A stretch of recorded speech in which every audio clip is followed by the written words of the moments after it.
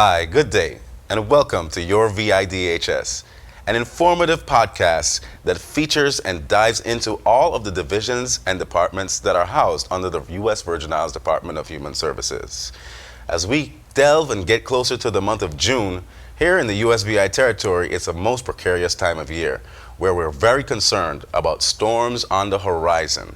That's why it's only fitting that I welcome our two guests today, Miss Yvette Henry, Community Coordinator and Mass Care Lead for the USVI Department of Human Services ESF-6, as well as Abigail Hendricks, our ESF-6 Coordinator on St. John, as well as St. John's Section Planning Chief. Welcome, ladies, to the show. Thank you. It's a topic that we don't have any fear of talking about because as Virgin Islanders, we know to be well prepared, don't we, ladies? Yes, we do. Great. So now we're going to talk to the territory about state of readiness and what the VI Department of Human Services does during this time, and that is emergency sheltering and mass care. A lot of people don't know that post-disaster, one of the lead agencies that are on the ground is the Virgin Islands Department of Human Services. So today we're going to share with you what exactly it is that we do. And one of the first questions I have to ask for all of us is, what is mass care? Talk to me a little bit about that, ladies, this morning. Yes, so mass care is the setting up of congregate shelters in the territory for its residents. The Department of Human Services is tasked with doing just that. We also do distributions of food for feeding and for other life support after any disaster. And speaking of disaster is not just hurricanes. Right. Disasters, anything that disrupt the normalcy of our lives. And so the Department of Human Services is tasked with that distribution process of food and any other non-perishable items to individuals in the territory. As well as those human service efforts that we normally do everywhere. So you'll see like DSNAP or in another certain situation where we'll give you benefits during a storm. But one of the most important aspects is that mass care and emergency shelters. So let's take it back again. What do? We identify shelters for the territory? That's our responsibility? Yes, it is a very detailed task. The Department of Human Services, along with our support agencies, and just to name a few, the Department of Education, American Red Cross, which is a backbone partner of the Department of Human Services, the police, DPP, just to name a few, we go out and we inspect the sites or the areas that we would use as shelters within the territory. See, a lot of people don't know that. So we get a hurricane warning, and then we enter a hurricane watch, and people are busy preparing. But during these times, Abigail, you're saying that we are actually inspecting shelters during this time and looking at what's going on the ground? Oh no, we do this way before June, just to make sure that we're prepared. As we talk about mass care, we're talking about dealing with the masses. Right. We deal with the people, we deal with the animals. Yeah. We take care of all the things pertinent to the human beings. Okay, right, animals. So we're going to get to that. Yes. Let's talk a little bit about where. St. John, St. Thomas, St. Croix, Water Island. Where do we have shelters identified right now? So our inspection took us territory-wide, as you said. And on St. Croix, the District of St. Croix, we have the educational complex that can accommodate up to 1,800 plus, because we're using the gym, the cafeteria, the auditorium, and a possibility of some other spaces that we have identified. Yes. At the DC Cannegator, that is also a shelter on St. Croix that can accommodate up to 161 individuals. On St. Thomas, we have the Ivana Eudora Ken High School, and we will be using the gym and the cafeteria. And so we're looking there for a combined total of about 700-800 individuals at that site. Also, the Lockhart Elementary and Junior High is a shelter their cafeteria will house 248. But what is unique to Lockhart is that we have the opportunity to make that a larger shelter in using the adjoining classroom areas. Okay. On St. John, we have the Adrian Senior Center and the Gift Hill School. So on St. John, we're looking at a total of about 175 individuals. Oh, wow. Okay, Yes. good. And that's... We do have a space on Water Island. yes. But due to some ongoing repairs, we will not be using that, and when I have to put that out there, we're asking the boaters and other mariners to use any of the above mentioned shelters. Yes. Because we do not want people to be in any harm's way at all. Yes, okay, so we're asking Water Island residents to possibly come to either the St. Thomas or... well, don't come to St. John. Don't overwhelm them shelters. Stay on St. Thomas, to take the boat over to St. Thomas. But in the future, we are working. I know we have had very good partnerships with Water Island Rescue. Yes, they they are very integral. They're phenomenal. In doing upkeep and upgrades to the facility which they have, and we have to thank them for that. Yes, yes, great. And we did a water distribution with them. Yes. Back in the days, and they're very good to lean on. But for now, Water Island, come over to St. Thomas. Let's go to St. John real quick. Abigail, how you if you're on St. John, what's the ideal way to get to the shelters? And talk about etiquette when you get there. Well, getting to the shelter is based on the individual, unless you request transportation, and then we will provide transportation. On an island as small as St. John, we heavily depend on our VOAD, Right. volunteers, or the organizations in the disaster to assist, because we're a small island and our community is very small. Yes. But the beauty of a small community is that we know everybody, we know where everybody lives, we know what their needs are. So based on that, all of the research that we do prior to June, we know who has what requirements. St. John is a whole different ballgame. It is. It is. We have to send our dialysis patients over to be dialyzed. Yes. Prior to. We prefer that they would find family members to stay with in St. Thomas, because after the port closes, there's no back and forth. No. Once the port closes, that's it, Yeah. until we are cleared by Coast Guard to reopen. So on St. John, preparation is a major thing. We preposition water, MRIs, blankets and stuff. And we've learned a whole lot since 2017. I bet we did. Because we had the Red Cross shelter go down the landslide during 2017, and we had to pull it back up afterwards. Yes. So you live and you learn. And it's important to remember that, Ryan, that Human Services is responsible for the masses during and post storm. Yes. So our job begins and before the storm, it continues during the storm, and then after the storm, we're tasked with getting people situated back in their homes, whether we have to transition them in the mainland or Yes. send them to their families or whatever. So our task is really a big one. And of late, we have actually added donations. Absolutely. So now we have donations management as well. Thank you that we do. And we definitely need more and more and more donations to help us with this effort. However, we would prefer that you donate money as opposed to items. Yes. Because we, in 2018, were the recipient of a 20-foot trailer of fur coats.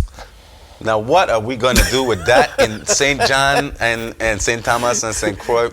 I mean, So our there's message, nothing to do with that. You yes, can't even- our message is to donate money, That was and then let blanket. us designate what we need to do with the money. We can delegate, but please don't send items.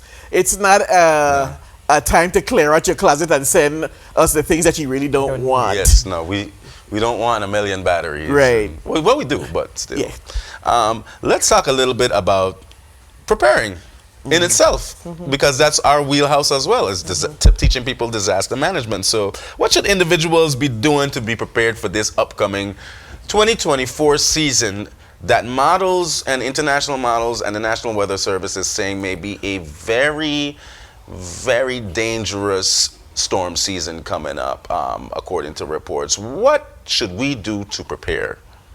Well, I think right now households should be speaking with other individuals, checking their property, making sure that their homes are safe enough. If they think that they can go through the storm, they have shored up their property from 2017 and they can stay at home. Definitely have talks with their church families if they think they would need to shelter with their church families and other individuals. Another thing that we should be doing with even at home is shoring up our pantries, making sure that we have our non-perishable That's right. items you stock up, you have enough water and canned items that you can sustain your family for up to 7 days. It used to be 3 to 5 days, but we are saying 7 to 10 days, making sure that you have adequate sustenance within that time. One of the Department of Human Services first advocate is sheltering in place. And so what sheltering in place means is just what I just said, making sure that if you're going to stay at home, that your property is safe enough, or you think that your cousin, your uncle, or the church has a building or a space that is safe enough with a safe room, having a flat concrete roof, Okay. and not going to have the intrusion of water to that space, Yes. then you can definitely have that talk now with them and get yourselves, your house and your home in order. Yes, absolutely. Another component of getting prepared would be for us very helpful as a people if you took pictures of your house inside and out. You take a picture of your deeds, your insurances, your social security cards. Yes. You put that on a jump drive and you put it around your neck. And that's the way when FEMA comes after the storm, you just stick that jump drive in and all of your information That's is there. right. And then you don't even have to worry if in the event that your documents do get damaged, you've already prepared this jump drive. So you have all of that information on a jump drive. For those of us who have our parents, because I Yes. work with seniors, and they're not that savvy. So you want to make sure that they're prepared. So they depend on us who are younger than them Yes. to assist them in this process. I remember distinctly insurances and FEMA specifically asking for pictures of your house. Absolutely. Well, we don't usually take pictures of our houses.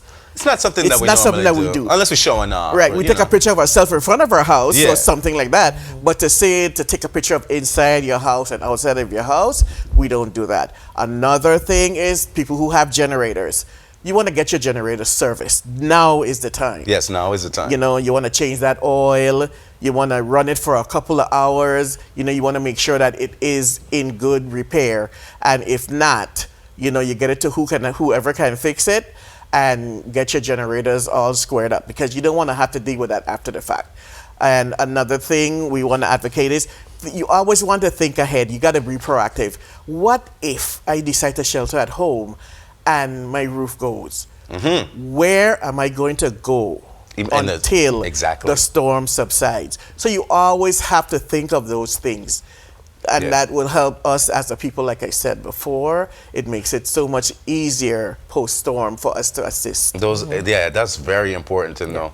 I always tell people, you know, I've suffered a lot of hurricane. Hugo made me a Dan, and I guess Irma Maria made me a veteran. You know, but one of the things that I would never, I always wish I could do over was what you said, saving those items. Or back then in the 80s, we didn't have no jump drive or any way to digital copy stuff. But losing that information can be detrimental for the next years to come. Yes. Very. And so Yes. photocopying or digitally doing that is some of the greatest advice ever, because you can lose more than just your house. You can lose Everything. you can lose everything. And then you email it, you put it in an email, Email it to you yourself. send it out to your kids. That's right. You send it out to your cousins. You send it Yes. out as many places as you can, so that when that time comes, heaven forbid, I mean, God forbid, that we don't have to do it. Yes. But in the event that we do, you know, there are multiple copies of all of your sensitive information and your information that's required for you to get assistance, you know, after the storm comes. So we definitely want to advocate on behalf of especially that leg of it. Okay, let's jump into the situation. Boom, the radio is on. You know, we got the announcers saying, it's coming.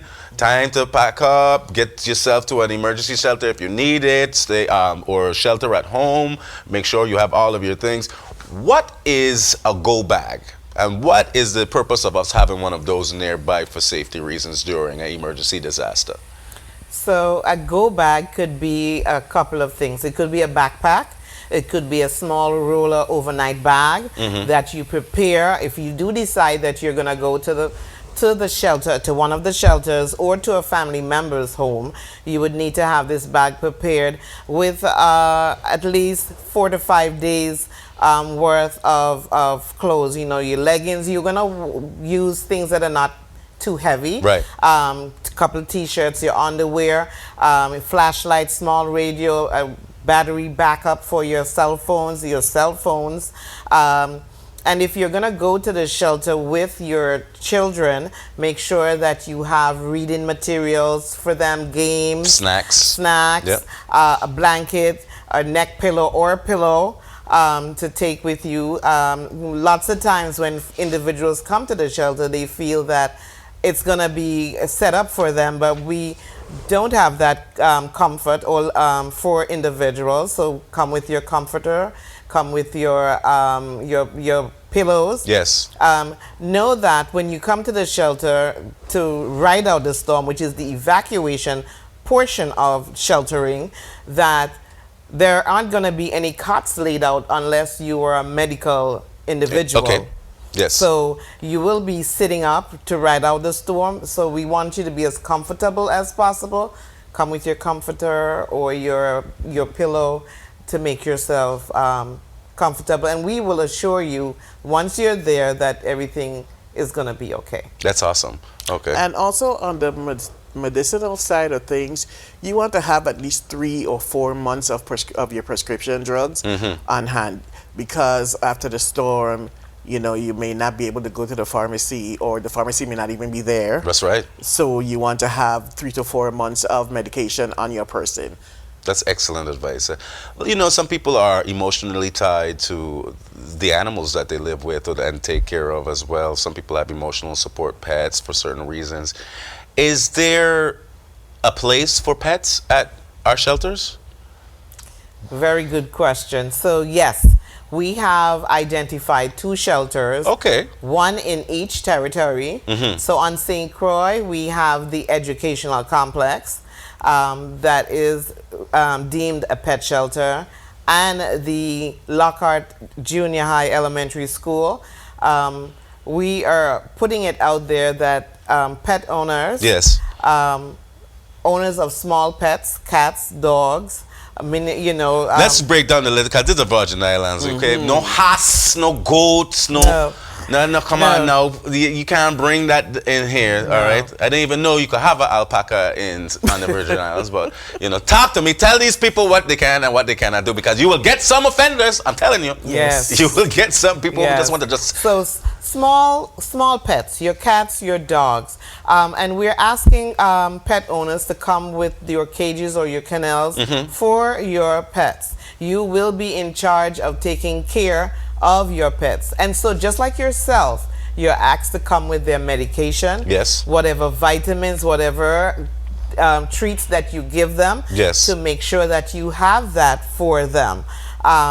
We will identify Mr. Jones to the French Poodle. Right. And so when Mr. Jones leaves the shelter, French Poodle goes with Mr. Jones. Yes. So there will be, you know, intake process for the pets as well as human beings coming into the shelter.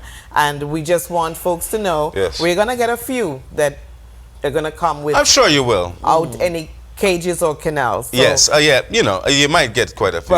And you know, pets are like people's kids. Family. So if you're there for a couple of days, there's also it is their job to take care of their pet as well, right? Correct. That's right. So the doggy poo is on you, not us. Just because Yeah, and That's true. you bring the poop bags, we will identify a time when it's safe to go outside, bearing our Vitima and our special operation people telling us when it's where you can, let Fido stretch his legs and lift one up on a hydrant. But in most case scenarios, you got to deal with that. Okay, that's good, but at least we're letting the pets in, right? Yes, we That's are. awesome. I'm glad we're doing that. Unfortunately, on St. John, Ryan, we don't have any pet shelters. No. However, the folks at Canine Cats and Critters Yes. have offered to house the pets until the storm is over and then reunite them with their families. Oh, thank you guys. post-storm. Oh, that's great for the community in St. John for some. I know Yes. because sometimes the shelters aren't operationally set up like that, so I understand why we don't have that. But for a volunteer organization or a business to shout out to them definitely for offering that to our St. John residents as well. Yes. You know, I really love this conversation because whenever people talk about human services, they don't talk about hurricanes and stuff like that, but we're out there. When you see us in the shelter and you see they want to know, why are you telling us what to do? They have a police officer. We run it. Right. So let's get that out right now. We run the shelters. Correct. Not the other agencies. The Department of Human Services does. We just don't get the credit. Yet, we're working on that. Right. And the money. And we're working on that too. everybody has to realize I just that wanna they're put it there out to there. support. Yes. The other agencies are there to support. As well as we have a component with the Red Cross, who is our partner. Correct. Right. The Red Cross is our partner in managing emergency shelters. But for the most part, a lot of the groundwork, a lot of the legwork, that's done between DHS and Red Cross, not the other agencies. Right. So, and it's I won't say it's selfless or there's always a payoff spiritually. But what about financially?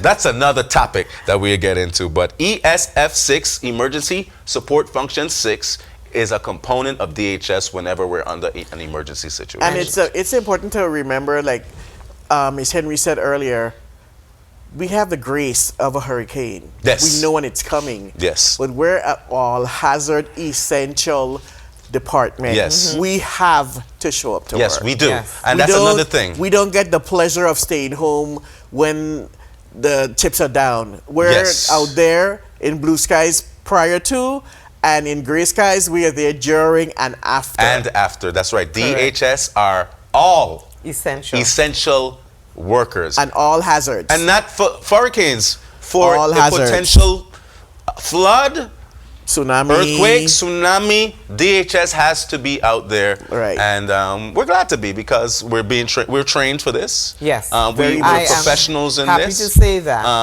And we know what to do. I want to give DHS, ESF-6 a major shout out for the St. Croix water lead crisis in conjunction with the Virgin Islands Water and Power Authority and Vitima.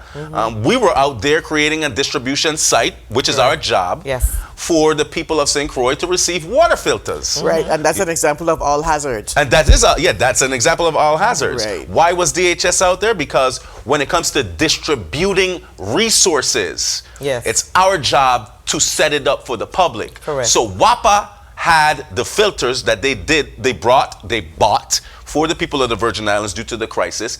Vitima has the equipment and the men and the manpower to help us distribute all of the filters, but the people, bringing the aggregate of people to the sites, the contacting, the delivery of services is the Department of Human Services. And it's like that in every scenario you put it, even to MREs. Yes. When the National Guard comes out, they don't give you the MREs. The Department of Human Services gives you it's a Department of Human Services person that's handing you that MRE because we set up pods, we set up ways of points of distribution for you to get that resource during an emergency situation like this. It's one of the 87 things that we do here at the Department of Human Services. I want to give you two ladies who've given us such good information this morning. Some final words and thoughts on our functions here, and what do you would like people to do for this upcoming storm season. Yvette, I'll start with you first. I would ask individual to start to prepare, plan, and when that time comes, if it does come, we hope never to use our plan, but we have to plan and prepare. And so this is the time now. Go through your pantries, go through your exit route plans of your home. What are your safety issues, and work those out with your family members, and know and be informed. Stay informed. Listen to the radio. Listen to the approved media sources, because not every media source is a true source. Thank you. I'd like to say, take nothing for granted. Like Ms. Henry said, prepare, but take nothing for granted. So it may not be a Cat 7 or 12 like we had with Irma Maria, but we have seen tropical storms do extensive damages. So don't take anything for granted. Be prepared. So what if you buy water? It's a non-perishable. You're gonna have the water. It's better to have than not to have. That's right. It's better to overcompensate than to do less. That's absolutely right. And act like you know, because you do know. Don't get caught up in, getting flustered and stuff. We know what to do. You stay calm, you prepare yourself, and you will be okay.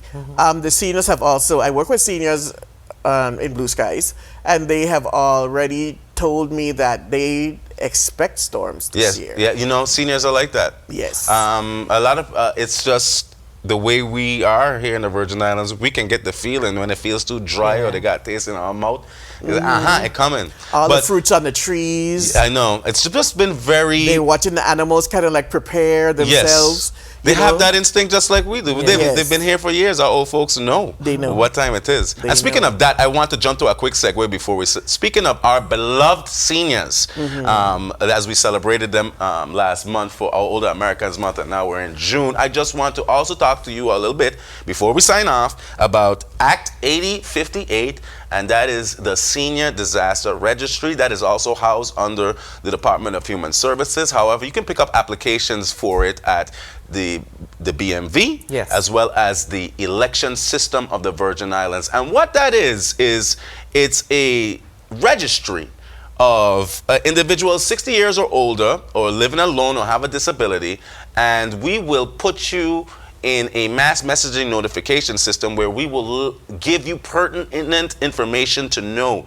during and after, during and after a storm to help you. We'll also have ways to facilitate perhaps getting in contact with you so you could get to an emergency shelter. I know both of you are very familiar with the Senior Disaster Registry. You know any numbers we have so far? Have people registered so far? Right now, approximately, it's over 1,000 individuals that territory-wide that are on that registry. I just want to add to this too that even now we don't take individuals unless you are a medical person to the shelter. Yes. So even right now we are asking folks to sign up for the VITRAN Plus. Yeah, okay. To take you. That's going to be right there too. Take you to the shelters prior to the storm coming. We're not going to come and get you during the storm. Okay. We're not going to come and get you during the storm. So VITRAN Plus through Public Works has that set up where you can be a part of their program and they will come and pick you up. And we thank those agencies for that. We're not going to come during the storm. Yeah. But we're thankful for that act. What that act also does, if we needed to, and as you said, if we needed to give wellness package, the fire EMS or the National Guards will be the one to come out and look for you and give you these care packages. Right. So, excellent. Yes. And it also serves as a tool that we could use to do wellness checks. That's right. So we didn't see or hear from Miss Christian. Exactly. So because she's on this registry, we know that we have to go and look for Miss Christian because nobody has heard from her since the storm. So it serves as a very good tool, and actually to take it even further as we grow and we learn, I think that should be applied to families yes as well.